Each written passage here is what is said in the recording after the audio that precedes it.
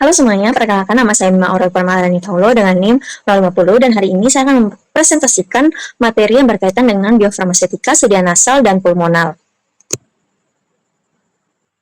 Jadi, biofarmasetika sedia nasal dan pulmonal ini mempelajari berkaitan dengan absorpsi obat melalui hidung dan paru-paru serta pengaruhnya terhadap efektivitas terapi. Nah, kedua rute ini memiliki luas permukaan yang besar, vaskularisasi tinggi, dan onset kerja yang cepat. Nah, sedia nasal digunakan untuk terapi lokal maupun sistemik, sedangkan sediaan pulmonal banyak digunakan untuk penyakit pernapasan seperti asma dan PPOK. Pemahaman biofarmasetika penting untuk meningkatkan bioavailabilitas dan efektivitas dari terapi. Langsung saja kita masuk ke topik yang pertama, yaitu anatomi dan fisiologi dari saluran nafas. Nah, dalam slide ini menjelaskan struktur dasar saluran nafas dari hidung hingga alveoli. Nah, rongga hidung merupakan pintu masuk utama udara. Di dalamnya terdapat struktur konka atau turbinat yang berfungsi memperluas permukaan sehingga udara yang masuk itu dapat disaring, dihangatkan, dan dilembabkan. Nah, permukaan rongga hidung itu dilapisi oleh epitel bersilia dan mukus. Nah, silia ini berfungsi untuk menyapu partikel asing keluar, sedangkan mukus menangkap debu dan mikroorganisme.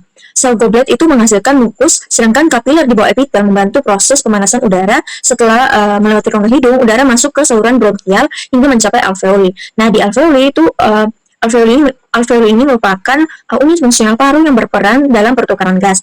Dinding alveoli ini sangat tipis dan dikelilingi oleh kapiler yang memungkinkan oksigen masuk ke darah dan karbon dioksida itu keluar. Luas permukaan alveoli ini yang besar dan vaskularisasi yang tinggi membuat proses pertukaran gas itu sangat efisien. Topik selanjutnya ada biofarmasetika sedia nasal. Nah, slide ini menjelaskan bagaimana obat dapat diserap melalui mukosa hidung. Nah, terdapat dua jalur utama absorpsi obat. Pertama, ada jalur paraseluler, yaitu melalui celah antar sel atau yang disebut dengan tight junction. Nah, jalur ini umumnya dilalui oleh molekul kecil dan hidrofilik. Namun, jalur ini terbatas karena adanya hambatan ukuran size atau size selective barrier. Yang kedua ada jalur transseluler, yaitu langsung menembus melalui sel epitel. Nah, jalur ini lebih dominan untuk molekul yang lipofilik yang dapat berdifusi secara pasif melalui membran sel. Nah, setelah melewati epitel, obat akan mencapai lamina propria dan diserap ke dalam kapiler darah sehingga dapat masuk ke sirkulasi sistemik. Nah, hal ini menjadikan rute nasal sebagai salah satu rute pengantaran obat yang cepat. Nah, selanjutnya kita masuk ke keuntungan dari sedia nasal tersebut. Nah, di dalam slide ini menjelaskan keunggulan penggunaan rute nasal dibandingkan dengan rute oral. Nah, pada rute oral, obat itu harus melewati saluran cerna dan mengalami first pass effect di hati. Sedangkan jumlah obat aktif yang mencapai sirkulasi sistemik itu menjadi lebih sedikit. Sebaliknya, pada rute nasal, obat itu langsung diserap melalui mukosa hidung yang kaya akan pembuluh darah sehingga menghindari first pass metabolism. Akibatnya, bioavailabilitas obat itu menjadi lebih tinggi dan onset kerjanya itu lebih cepat. Selain itu, terdapat jalur khusus yaitu nose to brain melalui saraf olfactory.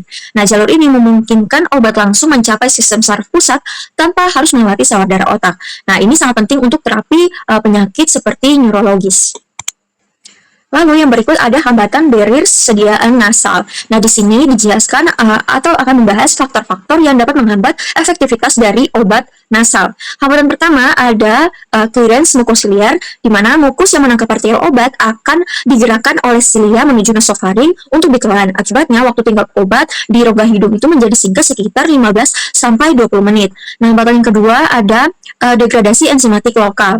Mukosa hidung ini mengandung enzim seperti protease dan enzim misalnya seperti sitokrom P450 yang dapat memecah obat, terutama peptida dan protein sehingga menurunkan efektivitasnya. Nah, kedua hambatan ini menjadi tantangan utama dalam formulasi sedia nasal agar obat tetap stabil dan cukup lama berada di tempat absorpsi. Selanjutnya kita akan masuk ke biofarmasetika dan deposisi pulmonar. Nah, dalam slide ini dijelaskan hubungan ukuran partikel dengan lokasi deposisi di saluran nafas. Nah, partikel dengan ukuran lebih dari 10 mikrometer akan tertahan di orofaring atau rongga hidung karena mekanisme impaksi. Nah, ukuran ini terlalu besar untuk masuk lebih dalam. Lalu partikel yang berukuran 5-10 mikrometer itu akan terdeposit di saluran nafas saluran nafas atas seperti trakea dan bronkus melalui mekanisme impaksi dan sedimentasi. Lalu partikel dengan ukuran 1-5 mikrometer merupakan ukuran optimal atau respirable fraction karena dapat mencapai bronchiolus terminal dan alveoli. Nah, ini adalah target utama untuk terapi paru seperti asma. Sedangkan partikel yang kurang dari 1 mikrometer cenderung berperilaku seperti gas, sehingga banyak yang terhirup kembali saat ekspirasi dan tidak efektif saat terdeposit. Kesimpulannya, ukuran partikel ini sangat menentukan keberhasilan penghantaran obat ke target di paru. Nah, yang berikut ada absorpsi alveoli dan makromolekul.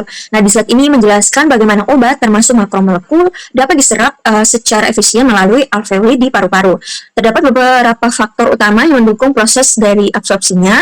Yang pertama ada struktur membran alveoli yang sangat tipis, hanya sekitar 0,1 sampai 0,5 mikrometer, terdiri dari epitel alveolar, membran basal, dan endotel kapiler. Nah, ketipisan ini memungkinkan obat berdifusi lebih cepat ke dalam darah. Lalu yang kedua ini dibandingkan dengan saluran cerna, paru-paru itu memiliki aktivitas enzim yang lebih rendah, sehingga makromolekul seperti protein dan peptida itu tidak mudah terdegradasi.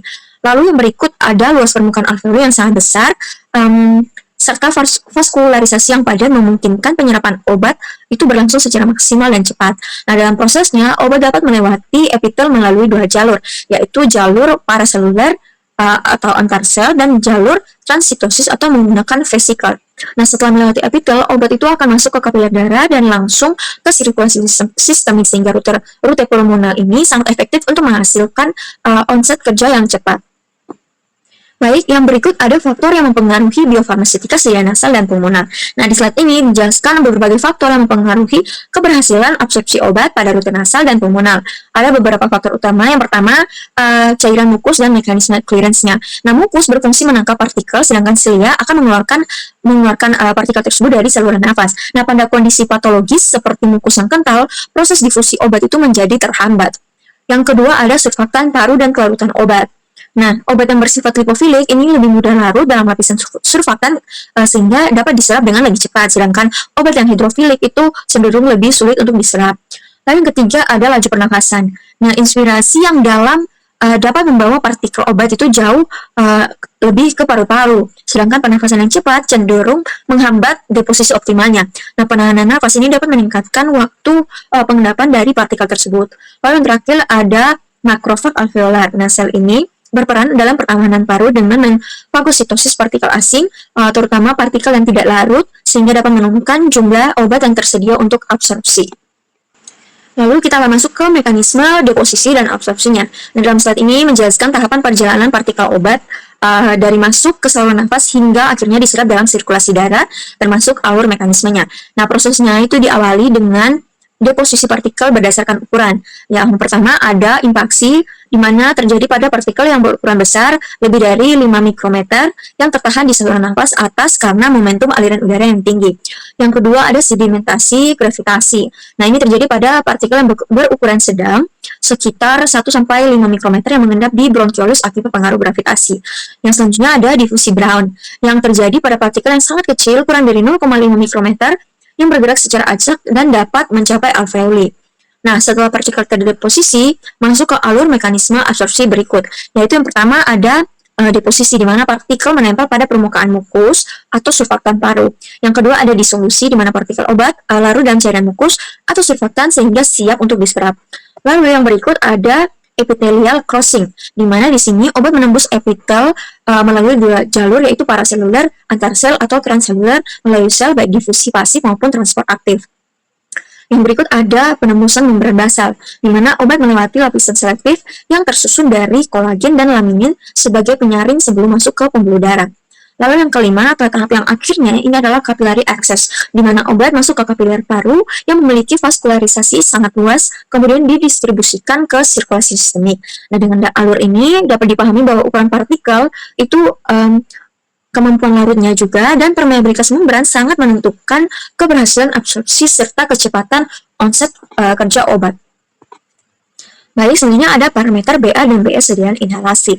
Nah, di sini dijelaskan bagaimana bioavailabilitas dan bioekuivalensi obat inhalasi itu dievaluasi.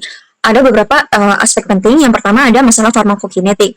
Nah, kadar obat dalam plasma biasanya sangat rendah sehingga sulit dideteksi, dan sebagian obat juga dapat tertelan ke saluran cerna. Lalu yang kedua ada evaluasi in vitro-nya menggunakan alat seperti cascade impactor untuk menstimulasikan disposisi partikel jadi saluran nafas dan mengukur distribusi ukuran partikelnya. Lalu yang ketiga ada parameter kritis seperti mass, median, aerodynamic, diameter, yaitu ukuran partikel yang menentukan lokasi deposisi dengan ukuran ideal yaitu sekitar 1-5 mikrometer untuk mencapai alveoli. Selain itu, fine particle fraction menunjukkan proporsi partikel kecil yang efektif mencapai paru-paru. Lalu yang keempat ada studi bioekuivalensinya dilakukan dengan pendekatan way of evidence yang mencakup evaluasi in vitro, studi deposisi paru melalui pencitraan, serta studi klinis untuk menilai efektivitas dan keamanan dari obat.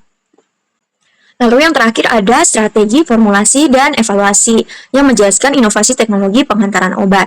Nah, di slide ini dijelaskan berbagai strategi dalam pengembangan sediaan inhalasi untuk meningkatkan efektivitas terapi.